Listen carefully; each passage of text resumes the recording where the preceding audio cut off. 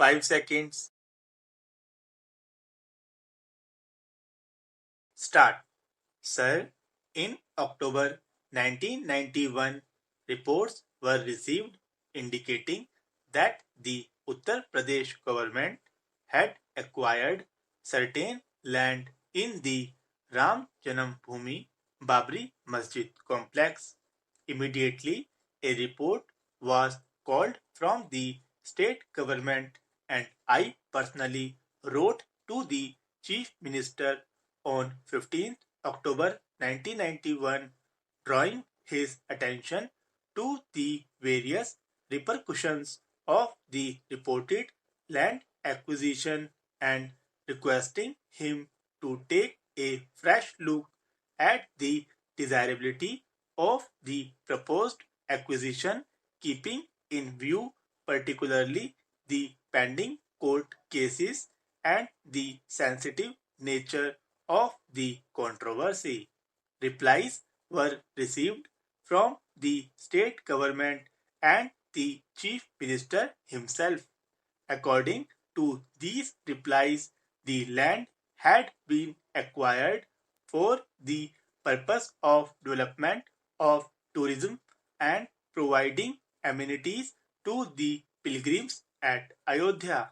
The replies also assured that the state government has taken the necessary steps for ensuring the safety of the Ram Janam Bhoomi Babri Masjid structure, with a view to diffusing the situation and finding a solution.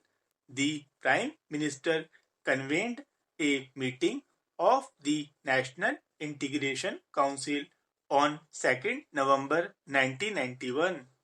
The Supreme Court also passed an order on 15th November 1991 taking note of the interim order passed by the High Court and also of the assurances given by the Chief Minister of Uttar Pradesh in the meeting of the National Integration Council held on 2nd November 1991, which were taken as representation to the court. From time to time, the central government's concern regarding the security of the Ram Janam Bhoomi Babri Masjid structure was brought to the notice of the UP Chief Minister by me.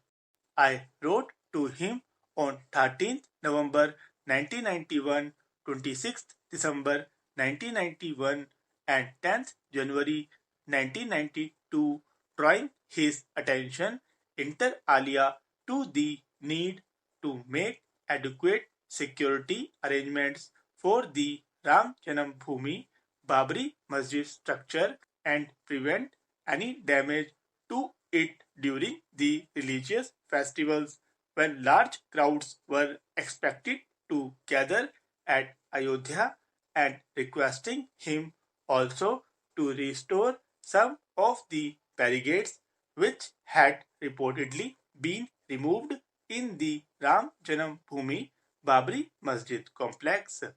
The UP Chief Minister stated in one of his replies that the necessary security steps had been taken, keeping in mind the local circumstances of the situation. In February 1992, there were reports that the construction of a wall had been commenced by the Uttar Pradesh government or its agencies in Ayodhya. I had written to the Chief Minister on 23rd February 1992 stating that in the context of the tension prevailing on this issue, it may not be quite desirable to add to the apprehensions in the mind of the people, and I had requested him to reconsider this step so as to avoid such a situation. According to the Chief Minister's reply dated 10th March 1992, the construction of the wall is being undertaken in the context of the security arrangements for the disputed structure. He has stated that the state government does not think that the construction of the wall will give rise to any apprehensions.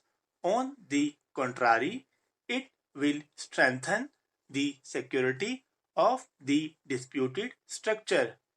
As yet, no tension has come to light as a consequence of the construction of this wall. Immediately after reports were received regarding demolition of certain structures in the Ram Janam Bhoomi Babri Masjid complex and the handing over of some land to the Ram Janam Bhoomi Nyas, the matter was immediately taken up with the state government. On 22nd March 1992, a wireless message was sent to the Chief Secretary UP asking for a factual report the same night. He was also contacted by the officers of the Home Ministry on telephone the same night as well as the next morning, that is 23rd March 1992. The Chief Secretary provided some preliminary information on telephone and assured that a full factual report will follow. Another detailed message was again sent by the ministry asking for a comprehensive report. I also sent by fax a letter dated 23rd March 1992 to the Chief Minister.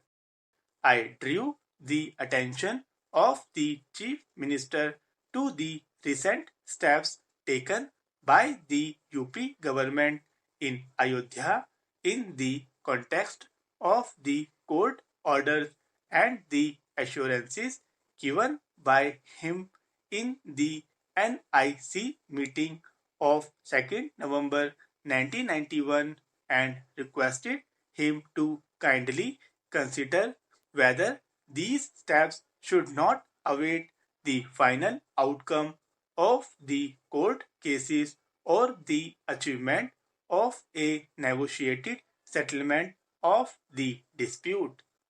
I appeal to all the members that we must avoid emotional outbursts or statements which could further aggravate the problem.